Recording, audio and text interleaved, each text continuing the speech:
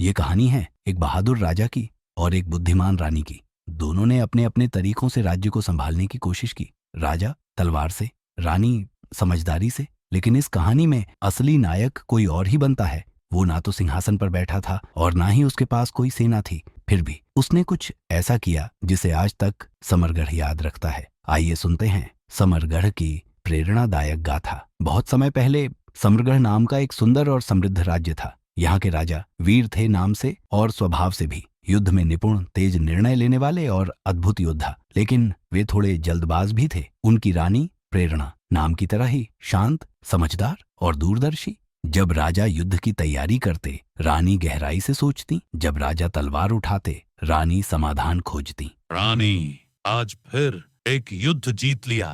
पर राजन, क्या हर जीत तलवार से ही होती है? एक ओर था बल का रास्ता और दूसरी ओर था बुद्धि का। कहानी यहीं से मोड़ लेती है, एक ऐसा मोड़ जो समरगढ़ को हमेशा के लिए बदल देगा। कुछ ही महीनों में समरगढ़ पर संकट के बादल छा गए। अचानक राज्य में भयंकर दुकाल आ गया। खेत एक एक कर सूखने लगे।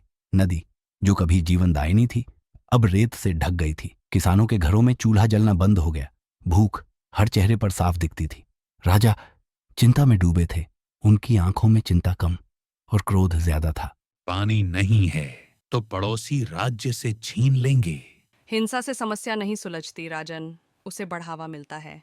जहां एक ओर राजा का क्रोध उबाल पर था, वहीं रानी समाधान की राह तलाश रही थीं। समरगढ़ के भाग्य का फैसला अब सोच और तलवार के बीच होने वाला था। स्थिति बिगड़ती जा रही थी। सूखा अब अकाल में बदल चुका था। लोग भूखे थे, बेचैन थे और अब डरने भी लगे थे।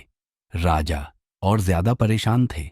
उन्होंने एक बड़ा फैसला ले लिया। अब और नहीं सहूंगा। हम पड़ोसी राज्य पर युद्ध करेंगे और अपने लोगों के लिए पानी लेकर आएंगे। राजमहल के दरबार में सन्नाटा छा गया। रानी चुपचाप राजा की बात सुन रही थीं। फिर उन्होंने अपनी शांत पर दृढ़ आवाज में कुछ कहा। पर राजन, क्या हर समाधान तलवार से ही निकलता है? मुझे विश्वास है कोई और रास्ता जरूर होगा। एक ऐसा रास्ता जिसमें रक्त नहीं, समझ हो, जहां भय नहीं, विश्वास हो। जहां एक ओर युद्ध की तैयारी शुरू हो गई थी, वहीं रानी एक ऐसी उम्मीद की लौ जला रही थी जो समरगढ़ की किस्मत बदलने वाली थी। जब सारा राज्य निराशा में डूबा था और युद्ध की तैयारी जोरों पर थी, तभी रानी एक नई उम्मीद लेकर स्कूल पहुंची। उनकी आंखों में चिंता नहीं, विश्वास था। और सामने बैठे थे समरगढ़ के बच्चे, मासूम लेकिन जिज्ञासु। रानी ने धीरे से कहा, तुम सब कुछ कर सकते हो अगर ठान लो तो। समस्या चाहे कितनी भी बड़ी क्यों ना हो, अगर इरादा पक्का हो तो रास्ता जरूर निकलता है। और वहीं से शुरू हुआ समरगढ़ का असली संघर्ष। बिना तलवार, बिना सेना, केवल बच्चों के हौसले और रानी की सोच के साथ एक नई क्रांति जो इतिहास बन गई। हम एक योजना बनाएंगे, हम हार नहीं मानेंगे। बच्चों ने ठान लिया था, अब कुछ बदलना ही है। कोई तलवार नहीं, कोई सेना नहीं, बस उनके छोटे छोटे हाथ और एक बड़ी सोच। हर रोज स्कूल के बाद बच्चे मिट्टी खोदते, खुद अपने हाथों से एक छोटा बांध बनाना शुरू किया। खाई खोदी गई, नालियों का रुख मोड़ा गया। सबका एक ही लक्ष्य था, वर्षा जल को बचाना। बच्चों ने वर्षा जल बचाने की योजना बनाई, छोटे हाथों ने बड़ा काम किया। जहां बड़े हार मान चुके थे, वहां बच्चों ने आशा बोई। बारिश आई और इस बार पानी बहा नहीं, संग्रहित हुआ। एक छोटा प्रयास एक बड़ा बदलाव बन गया। बारिश तो आई, पर उससे पहले राजा युद्ध पर निकल चुके थे। कुछ दिन बाद महल के द्वार खुले और राजा लौटे, पर विजयी नहीं, घायल और निराश।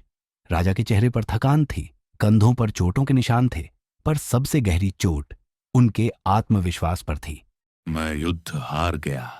क्या सचमुच कोई और रास्ता था? कभी कभी जीत बिना लड़े भी मिल सकती है, अगर हम सही रास्ता चुने।